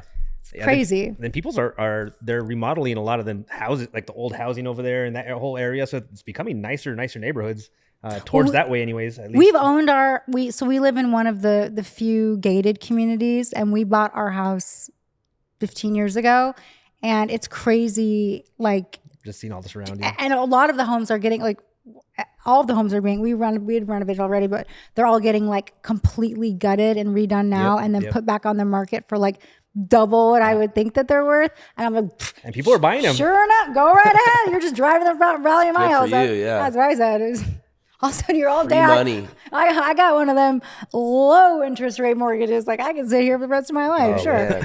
You can just make money sitting there. Yeah, that's good stuff. Yeah, your house doubled. Like when I bought this house, it literally doubled in price literally a year after or something. I was like, should I just sell it and just get it? But then I trying to go buy another house is the problem, you know? Well, that's the great thing about Scottsdale too, though, is like, I think Scottsdale, you know, as all of this stuff continues to come in and the city grows and it's more, there's more hype, it's more desirable, there's better lifestyle here, there's more stuff to do, you know, it just makes the quality of life better and the value of the property better. So people want to be here. Scottsdale is just on a continuous growth. I've never seen Scottsdale, you know, unless there's like a significant economic crisis where like the entire market falls apart. Okay, we have the best bicycling, and I mean when I say best, we can compete with the best, and we have the best food and beverage. We have the best nightlife. I'm trying to think of the different things there are to do around here that we just crush it. You know, I wish that, because we travel a lot and spend a lot of time in Europe, and I travel a lot for work. So I'm in Miami and New York and Palm Beach and different places. And, you know, only thing that I think that we're missing here, and I know you know what I'm going to say. The beach. Oh, the beach. That's, I can't unless California falls off. I think we're kind of stuck on that one. We're crossing the But I know, some high quality nightlife. I pray every day. No, just kidding. But that being said, like, I wish there was a little bit more that was oriented towards, you know, 35 plus, where you can go and have a really well-made drink. Maybe you see some live music, like some cool hip jazz. I feel like AZ88 type vibe, but like a bigger thing, you know? We don't have a good... Like, tell your friends, I guess they're trying to do that up there. I've been there a couple times. And it's a really nice build out. But the problem with places like that, and I guess I don't mind it because I'm not really club hopping anymore, but like it really is just kind of like a destination in and of itself. So if you're going out, like it's kind of like a one and done. There are a couple things right there in that immediate shopping area. There's a bar across the street and Americano's upstairs. But what's the bar across the street?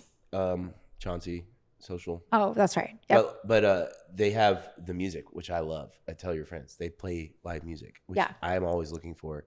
Same. So I will literally. That was a huge plus for me when they. I will literally, like, when we're up in Sedona, like we're members at Sedona Athletica Club, which is part of the Hilton there, which there's live music 7 nights a week. When I tell you, I will go sit there by myself by the fire, order a cocktail, and listen to, like, you know, lady strumming on her guitar. I'll do it. You don't even have to be 35 to enjoy that. That's just fun. Yeah. It really is. I had a really good friend growing up, and he played the piano for Hotel Beverly Hills and forever. And some of these people are really talented. And he's still there. You can go see him play the piano. Oh, like, he went to his seminary on like how to play the piano. Wow. Yeah, I love finding a good musician, but we don't have a lot of that around Not here. a lot of live music around here. I love live music. We actually have a band on tomorrow on the podcast that you know, Catastro? No. They're more reggae, but they're a local band. I like reggae. Listen, I like everything. I like every kind of music. Well, anyways, I'm a huge music advocate. Catastro, one of our friends, he was the main singer, and he died a couple of years ago. Oh my god! Now, but anyways, they're releasing an album just recently. I would say, because I've lived here long, I'm from Arizona. I could say that they're definitely top 5 bands in Arizona. Really? Yeah. I'm sure I've seen them. And they're younger, but they were, before he died, I would say they had the band for. They have some great songs. Yeah, great songs actually. But yeah, it's where did that happen? Oh god, that's terrible. Yeah. Oh my god. They were recording the album when he died. So they just finished it and they're gonna launch it. So I was like, you guys gotta. Oh. We were friends with them, so we're like, you got to come on here and so we can help promote the album a little. Where do they play? You name it. They're a big band, so they play at Red Rocks. Oh no way! No, they pack out every Van Buren. Anything they do, they pack it out. And so it's going to be interesting not having a lead singer. That's what I kind of want to talk to them about. What's their next move? Obviously, they finally got this album put together, which was tough to do without the lead singer. You know what? I kind of think that I remember it was a pretty seeing big deal this. when it happened. It was in the newspaper. It was on the newspaper. Yeah. It was all over online. Yeah. It was a big deal. He was in a Tesla in the back seat. It wasn't that long ago. Probably maybe. It was about a year and a half. I was thinking about 2 years ago. Yeah. I guess. I do it think was a year and a half. It was in June. Yeah, That's he was terrible. actually. Jerome and I were good friends with him, so it's gonna be great to have the band on to talk to them. Like, they're really nice, so that's cool. The rest of them. But yeah, we have some local artists that are nothing like. I can't sit here and say that we're the best in music at all. Nashville's got us on that. I wish we had more music stuff here, just like live bands. But yeah, there's not very many places. Where could you go? Rusty Spur, W, like those little small type events, but nothing like. Yeah, where bigger. can you go? I mean, just what he exactly just that. said, yeah. Or what's that other place Copper that Blues, does? I What's guess. that other place? Mastro sometimes had a piano. See, I'm not going to Old Town. I can smell Old Town like in my dreams. Like I'm not going to Old Town. But what's that place with the? It's another one of those. Gives country people bars. PTSD. Yeah. Rusty Spur. No, the other one. Oh, The other. Grapevine. No, it's like very commercial. It's on the. It's like next to Are you gonna say Whiskey Row? Yes. Oh, they do have live music. Yeah. You're right. And they Yeah. have like a little area to dance. It is fun to go to Whiskey Row sometimes. I never go to Whiskey Row Yeah. either. But yeah, you're right. It is fun. I pop in there. They have some live music. I would, but I'm like a jazz girl through and through. Like I would love to just go somewhere with like sexy jazz or like a DJ. Like that's the type of stuff that I like. Yeah. All right, so we got to step it up with the music, Scottsdale. Do you ever go to any concerts or anything? All the time. What kind of music do you go to in terms of concerts, like locally? Locally, I mean, I'll see Any country? Any? You said more EDM stuff. more. like You say deep house? EDM, but like that's kind of like Yeah, I triggering heard me. you say tribal. It's more like What do you say? Deep house? we'll go see like deep house, exactly. Like we were just in Ibiza this summer, so we really like the big DJs. But we honestly, to tell you the truth, I haven't seen a show here in a long time. If we're gonna see a show, we probably are gonna get on a plane and go somewhere because it's like a really cool artist that we want to see. I saw actually I take that back. I saw Madonna in Miami. And that was like a very like last minute game time decision. I was just there with my girlfriend was like, "Hey, got Madonna tickets." I was there working. She's like, "Want to come?" I was sure. And I'm supposed to be in Ibiza right now. were you really? Yeah, I missed out. Honestly, my friend's bachelor party. End of the season. Oh, what best happened? time to go. I know. Best time to go. They canceled the wedding? No, it's still going, but it just didn't work out with like work. I was gonna miss a little bit of time, and then they were collecting $35,000 from every single person. Jesus, are you serious? That's what I said. He's rich, very wealthy guy. Then he shouldn't be asking anybody for $35,000. Well, anyways, it was gonna be like keep up with it's gonna be that. like 14 people. And I was like 35,000. I was like, damn, I'm sorry, man. that's fucking I know. insane. That's what I said too. But listen, you look at the way that John? the way that I bro. travel for real. That is like, I know. I was like, I haven't even spent that on a personal trip for myself, much less a whole like you're entire getting bachelor ripped party. I was like, off. what's going on? Are you guys? I they have dolphins coming out for dinner? Like, do you guys? Like, what are you guys Homeboy is buying? investing about $500K into his hedge fund, Yeah. and paying about $5K out of that I know. into the trip. Even if you're gonna, I mean, I'd love to see the yacht that you're gonna charter. I know. Well, he's getting married on a yacht actually in Miami in November. So I just bought my suit for it. The suit alone was $2,000. But Well, you gotta look good. Are you in the yeah, wedding? yeah, it's gonna look great. I got a good, nice Armani suit for it, huh? Yeah, I'm in the wedding. Oh, okay. But I kind of wish I was there, but I was like, 35,000, man. I was like, Well, if you're gonna go to probably gonna- Ibiza and do it right, make sure you account for recovery time yeah. when you come back. Yeah. That's what he said too. But yeah, he tells me the music is amazing there. Like the vibes are great. The water's super nice. I've always wanted to go. I'm sad that I missed out, but It's amazing. I mean, I've been a ton of times. My favorite, and I hate to say this because it's like so like get off my lawn, but like everything has come like oversaturated and overpopularized because of like TikTok. yeah. And so like I used to absolutely love Mykonos, but now everybody goes to Mykonos. Like they know all the places to go, and these are places that like were such a vibe and like such off the grid, and everybody knows what they are now. Like so, and like Soho House bought Scorpios, and it's like it's sad when you see places, and it's exactly that. It's this monster that's social media that just you can tell that it's getting just absorbed by like TikTokers. Yeah. So the new place that we love right now, which I'm reluctant to even mention, but we just absolutely love Sardinia, Nice. which is That's just. right. What did you like about I'm it, going or there what? next year. Are you really? Yeah, my friend's grandma died and she left him the house. And I'm a carpenter. I take a lot of jobs. I like to take jobs in cool areas. So like Of course. I did one in Chelsea, New York last year, and I'm gonna go to Greece for a month and work on some projects. You're a jack with of all that. trades. I'm impressed. I mostly do carpentry now. Like Jesus. But yeah, I'm gonna go there. I am like Jesus. But I'm gonna go there next year. Sardinia. That's funny. It's amazing. The food, the people, the vibes. What I've noticed from traveling a lot around the Med and going to all of like the jet setter party hotspots is that, at this point in my life, like I like a little bit more of a sophisticated vibe. I still want to party. I still want to eat great food. I want to stay. We usually do a villa, so I want to stay in a beautiful property. And but I don't want it to be like too, like, I think Ibiza was maybe like a little bit too much. And we don't even go out at night, and I'm saying that. There's 2 ways to travel. Right? We go, we go on the boat during the day and have rosé and go to lunch and DJ and then you go to like the day party turns into the night party. I'm in bed by 10. I'm still crushed. Yeah. When I was younger, I was out, the DJ didn't come on until 7 a.m. That's how I feel. I could only tolerate so much, and then the DJ didn't come on until 7 a.m. Yep. Yeah, I wouldn't be able to do that. Parties are crazy. Sasha, space. Yep. Yeah, parties in 4 hours. So absolutely not. No. Well, thank you for coming, Melissa. Thanks for having me. This was really you're fun. amazing. You're great. Cool. We love you. Got to get to know you. It's cool. Yeah, I feel like people like, if you don't know me, if you know me, you already knew all this. But if you don't know me and you like see the Target thing, you're like, I don't know what I think about her, or like however, the media. I thought it was great. I just was watching it. And I was like, she's just saying what we're all thinking. Yeah. And so it was great. I just love that you're a very articulate person. You're very mindful of things. I could tell that you have you have that mindset of like understanding like this whole system of social media and everything else. And then you could call out people's bullshit pretty easily. Well, it was funny. So it was really funny because there was like an entire camp of people here locally that when I went viral, there was like people like, oh, she's crazy, she's mentally ill, and then there was another half of people that were like, she knows exactly what she's doing, and I was like, So I knew it would all come full circle. Oh, everyone was talking about it. So it was great. I got it sent. I got it sent to me probably by like 10, 15 people, and I was like, God damn. But it was also like the funniest thing. It was like very entertaining, and I actually had a very good time doing it. So.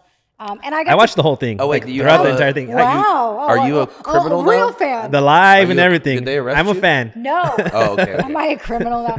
No. I saw cops in one of the videos. Cops were involved. Yeah. No. They unfortunately they just could not prosecute this face. No. There probably could have been, as far as, and this was really I don't know how much time I do have to say this one thing.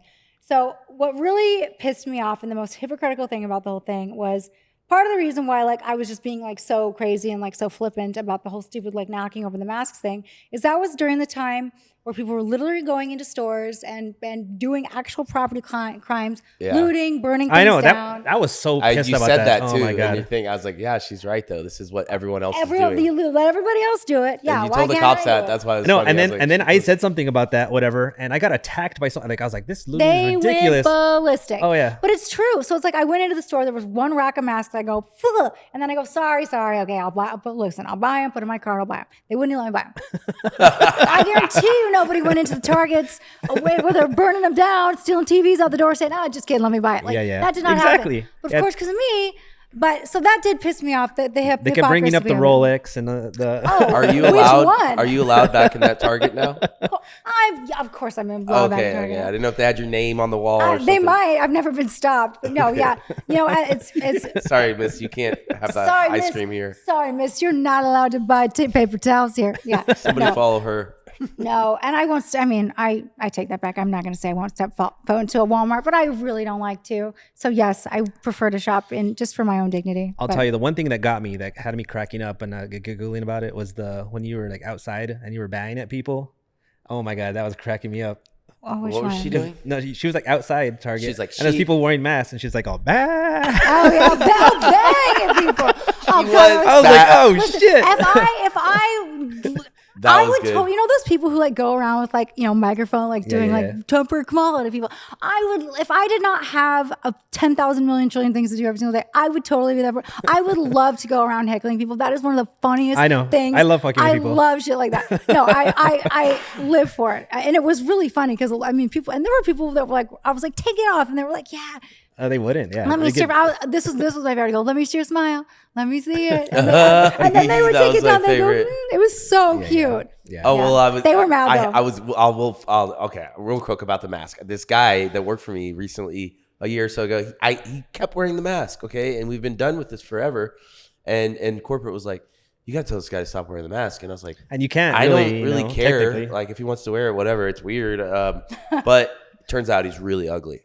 And so one day I saw him without the mask, and I was like, oh, I get it. Wasn't that the craziest thing? Like people that you met during, like I can specifically recall people where like you met them wearing the mask, and like you're like, oh, they're attractive, and then like all of a sudden one day the mask came off, and the big reveal was like, holy shit! What the back on? Stephanie at Nobu always wore a mask, and I thought she was Asian because she always had the mask on and her eyeliner, and it's Nobu. So wait, she's not Asian? No, she took the mask off one day, and she's pretty white. And I was like, white. She's gorgeous though. I was like, what? Yeah. Oh my god, it's so funny. Yeah, no, there were a few people that threw me for a loop. For real. Oh, really? Yeah. That's funny. Oh yeah. You're like, hey, we got married. Yeah. We were wearing masks. Yeah. Jeez. It is kind of interesting. Yeah. But so it's funny that people really the other people were all about keeping those masks on. So I was like, I'm just glad that's over. Because it was rough. Even to get masks, it was like a problem. Well, that's because I knocked them all over in the store. Well, I had a medical clinic, and I literally couldn't get masks. It was like impossible. Really? I had to like pay like 5 or 6 times the price just to get a stupid mask. And I was like, this is ridiculous. Oh my god. Well, I knew other people that were like, this is the one thing I did wrong. And I regret this. It's like, where I was throwing a fit, trying to get all this attention for, going viral and all that. I should have just been one of those assholes that started like one of those businesses that was like, oh, drive through COVID testing, made a shit ton of cash, took it to the bank. Although my morals and my like convictions are so strong that it's like I could not, in good conscience, make a dime from the whole thing. Like I'll be damned if I make any money from this bullshit. No. During there was a lot of people that didn't have a job, mostly in the food and beverage industry. Yeah. They just closed all the restaurants. Yeah. So this medical company reached out to me, and they were like, "Can you open clinics for us?" Hey, stop saying COVID. So I opened. Stop saying that. So I opened these testing centers. I opened 8 of them across the U.S. I had 2 here in Scottsdale, and but I had the one on Goldwater. I don't know if you noticed it. It was just slammed. We would make $250K a day. Oh, I'm sure. It was pretty nuts. What a time. But I hired 300 people around town that gave them all jobs. Well, and to me, that would be like so that's the why I didn't feel too bad about what I was doing. People need to work. Yeah. Oh my God. One of the things that I had to do during COVID that was horrible, was I had to go in. So I was getting fired, obviously, left, right, and center because my clients, weren't open, couldn't pay me, right? Even hotels, like I had huge contracts with. And so one of the things that I got hired to do was, hey, we need you to come in and help us tell people that they don't have a job anymore. We need to help you soften that message. And I'm like, you are killing my soul. But I didn't have a choice because I needed I wasn't going to make $0. Yeah. You're all right, let's do it. I literally, I'm telling you, like this changed me as a person. There was a 48-hour window where phone call after phone call after phone call. I got that's gonna be a bummer. Every single client on my roster. Hey, can't pay you. You're fired. Hey, or not you're fired, but like, hey, you don't have a job. And in the nicest way possible. I'm like, and I get it. Like, I'm not, like. It's hard to argue with that, though. But it was just soul crushing. It was scary because it was like you didn't know when anything was going to come back on, and just seeing like your whole life flash before your eyes was horrible. Yeah, it's horrible. Yeah, it put a lot of things in perspective for people. Indeed. Yep. Diversify your holdings. For sure. That was a big thing to help diversify people for sure. Well, and that's what I coach people on canceling too. It's like, look, if you own a business and that's your only business and you get screwed, it goes down, canceled, you're screwed. I had to rebuild every single thing that I have, brick by brick, all over again. Took 4 years, better and bigger and more unstoppable than ever before. Yes, but do I have one company now and things that people can touch and things that know about and people things that access? Hell no. Yeah. They'll never touch all my shit again. No way. I feel like those failures just make us stronger. I need it. I am very much a person who's like, I appreciate growth and lessons, that just make me better, stronger, smarter next time around. We talked, I don't know, have you met Heath Treasure? Anyways, he runs something called he gives coaching for blue collar millionaires, what they call him. Called blue collar millionaires. But anyways, he was a trucker. Anyways, he was a contractor. He ended up losing his business, I think, before 2008, before the whole crisis. And then he kind of lost everything. And then he became a trucker and then built this massive trucking business and sold it to Red Bull. But anyways, he was telling us, he's like, one of the biggest things that I've kind of taken from other people and things that I could tell people are learning is people learning your failures kind of helps you build bigger, and those failures kind of make you who you are, like basically today type thing. So kind of having that experience and those failures that you had, do you feel that that's really kind of like pushed you to another level? 100%. And I think there isn't anybody who's been successful who hasn't had failure along the way. I mean, not saying I welcome it, but I appreciate those lessons. They have all the time, even on, my day-to-day business dealings. So it's like, shouldn't have done that, or, should have done this a different way. And I get it, because next time I won't, you know. You just get better and better. Look, I act like I'm old, and I am old in Scottsdale's dog years. Oh, you're 100 years old in Scottsdale dog years. But honestly, like I do feel like I'm still young and hungry, and I pay attention to things, and I'm big on learning, and I'm open to I had 1 year after the whole episode where it was like, I'm gonna just say yes. I'm gonna have a year of yes. I'm gonna say yes to whatever it is. And there are things in the past I would have been like, no, I'm not doing that. I'm gonna turn that down. I'm above that. I'm better than that. I'm like, you know what? I'm just gonna say yes to that. I'm gonna say yes to that. And see where it leads me. And I just was like, in a lot of that spiritual journey that I went on in Sedona, I did that. And it was probably one of the best, smartest things that I ever did. I mean, even little saying things. Yes will get you into so many doors. Absolutely. And saying no, obviously, will not get you into anything. Any doors. Yeah. Yeah. There's my wisdom for you. Yeah. But yeah, it really does. I'm a yes man too. Jerome knows. You tell me to do something. Okay, I'll be there. I'll do it. Yes. Okay. And I think you got to know how to say no. But I'm not saying that, but it will get you into a lot of doors. I guess I'm at the point, now in my career, which is a really cool thing, where people come to me as a consultant, and they really value my perspective. So a lot of the time when they are coming to me, it's because they have a problem to solve.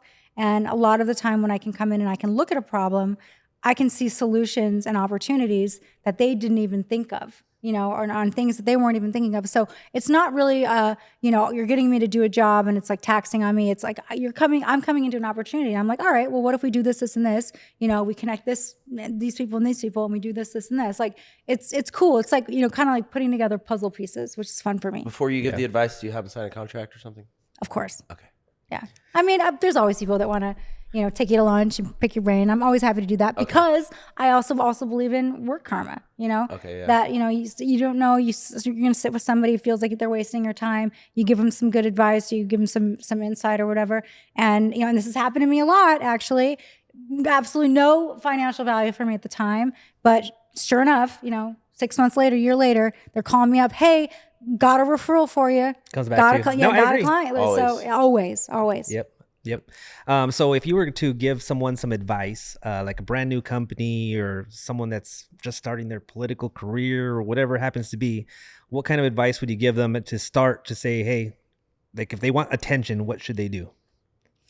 I would say create a platform, get out there, figure out what your mission and values are, and stick to your guns. I think authenticity is everything nowadays. I agree. People can smell bullshit like from a mile away. And in politics, you can only get so far, before a house of cards will fall down. Yep. So I think, even if it takes longer to sort of build something organically, I think it's better to do it that way because, when you see something, like the Kamala Walz campaign that has been completely astroturfed, I mean, everybody knows it's bullshit. Oh, yeah. And I want a gun. And then it's right back to that sent me. It's right back to that house of cards. Like they've thrown everything at Trump. They've taken hundreds of millions from him this year, and he's still just standing because he is authentic. And I hate to be a Trumper on here, but that's what it's crazy. Heath said this yesterday. The blue collar millionaire. It's nuts that he's an actual like badass businessman. Like I was just gonna say that. Like. Who would you want running your business? It's the stupidest thing I've ever heard. I respected him as a business person before he was president. I mean, the guy literally builds buildings that are made out of gold. I know. Yeah. And you're trying to tell me that that's not the guy That we should vote for that? that's not the guy that we want to fix this broken down piece of shit. That's like that's the guy we need. Like, what has she done? What has she built? Like, that is the most frustrating thing to me. It's like, come to me if somebody who's built something. That's why I can't with her, because she's literally never built anything. She's a paper pusher and a politician. Can't even build a wall. She can't even build a wall. She can't even probably build a sandwich. I don't buy it. Yeah, we know. We need to know that. Come on, Kamala. Honestly, I was like, well, I bet she can't make a sandwich. There's no. I you gotta take work on the my bread. Kamala accent. I haven't done my Secret Service does Kamala impersonation No, yet. we gotta get better Give me at some it. time. We're gonna get better. Yeah, I've been working God, on it. I I hope sent she- Jerome a clip the other night. I was like, There's some really good funny ones, but she's like, first you take the. First of all, why is this woman always four glasses of wine? I know. Listen, she's got some balls on her. I would not get in front of a camera. I know. With 2 glasses of wine. 3, pushing it. 4, you're crazy. Like, For what? sure. She is wasted. That's why I don't let Joel drink on the podcast anymore. Oh. Yeah, I used to get on here and Naughty. be like, all right, so tell me about your sex life. I was on a podcast one time in Miami, and the guy, like, that was the whole thing. It was that, like, he was just like smoking, and it was a 3-hour podcast. The guy's trying to be like Joe Rogan. Oh my God. And he's like, well, you don't smoke. Okay, you can drink wine. Listen, I can put down a bottle of Burgundy. Like, you better believe. So I'm in like hour 2, 3. We're like, a big part of his podcast was actually kind of cool. He's a really cool guy. Yeah. It was about like faith. And I'm like, really getting into like God. It was It was deep. It was a vibe. Yeah. All right, Yeah. sounds boring. I got to dig this thing up. It was Okay, quite interesting. I want to hear it. He was high as fuck. All right. Yeah, Oh my God. I would never. Yeah, don't let Joel get high either. I can't smoke or drink or anything for a podcast on a day of. Afterwards, I'm like, all right, let's go get a joint or something. Yeah. Well, it's all everything. Well, technically, it gets engagement. All of our engagement comes from me being high on a podcast here and there. People are like, "Is this guy high?" I'm like, Well, "Yeah, that's okay. it's So legal." that's the number one question I would get from people when they saw the whole viral shenanigans. They were like, "How much drugs are you on?" And I I'm love like, that. "No, that's the number." That's one like the question. first assumption they That run is to. the you first know? assumption. They were like all the time. I don't know what Me about too. me screams Yeah. fucking crackhead, but maybe the content was a little bit out there. But and I'm like, none.